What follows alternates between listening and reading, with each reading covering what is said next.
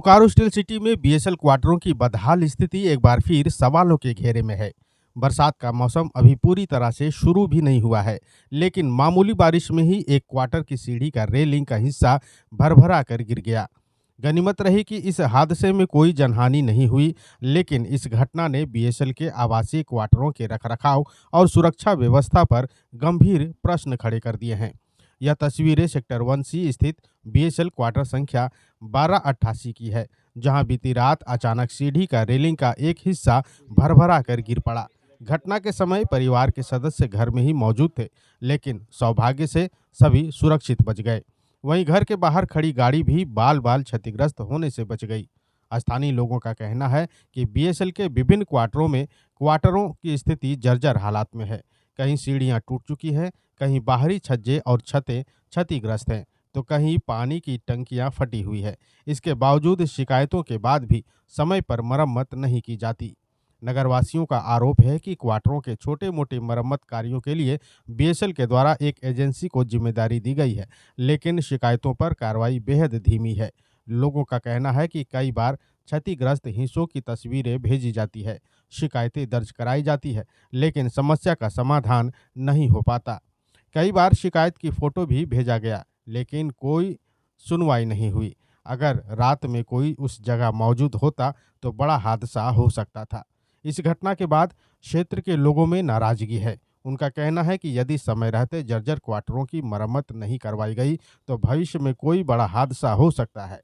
अगर सवाल यह है कि क्या बीएसएल अपने कर्मचारियों, निवासियों की सुरक्षा को लेकर गंभीर है या फिर शिकायतें केवल फाइलों तक ही सीमित रह जाएंगी। सेक्टर 1 के इस क्वार्टर में हुई सीढ़ी की रेलिंग गिरने की घटना ने एक बार फिर बीएसएल क्वार्टरों की जर्जर स्थिति को उजागर कर दिया है। राहत की बात यह रही है कि इस हादसे में कोई हताहत नहीं हुआ, लेकिन यदि समय रहते मरम्मत और रखरखाव पर ध्यान नहीं दिया गया तो भविष्य में बड़ा हादसा होने से इनकार नहीं किया जा सकता। कार तो पूरा डैमेज होने से बच गया, क्योंकि इसके चलते एस्बेस्टस जो था इस पे ऊपर गिरा, लेकिन अगर कोई नीचे रहता तो उस दिन दब जाता। फिर कॉलोनी के सभी लोग आए और वो सारा सब चीज हटाए थे। मतलब ये आपको लगता है ना कि बीएसएल का जो लापरवाही के चलते ये सब हो रहा है? हाँ, तो उसी का ऊपर का क्या बोल रहे, बीएसएल को कितनी बार कंप्लेन किया, लेकिन बीएसएल सुना नहीं है। आप लोग का लीज पे क्वार्टर है ना? लीज पे है। हाँ, तो लीज होने के बाद भी बीएसएल को कंप्लेन करने के बाद कोई नहीं सुनता? नहीं, कुछ नहीं सुना। ये इसका फोटोग्राफ पे किया है, लेकिन सुना नहीं है। ये सेमी परमानेंट 1C का क्वार्टर है। यहाँ चारों ओर सीढ़ी का हालत बहुत खराब है। हम लोग भी कभी भी दुर्घटनाग्रस्त हो सकते हैं। हाँ, कई बार हम लोग पीए डिपार्टमेंट में कंप्लेन किए हैं, लेकिन कोई सुनवाई नहीं हो रहा है।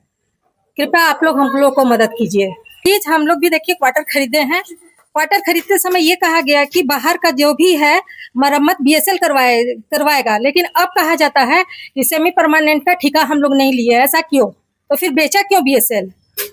मरम्मत हो, क्वार्टर का भी दशा बाहर ओर से जर्जर हो रहा है, सबका भी मरम्मत हो, सीढ़ी का मरम्मत हो। कभी भी दुर्घटनाग्रस्त हो सकते हैं हम लोग, उसका जिम्मेवारी कौन लेगा? बीएसएल लेगा। तो कल नहीं थे, रात को अपने गाँव गए थे। रात 10 बजे सुबह हमको फोन किए जो पांचिल गिर गया है।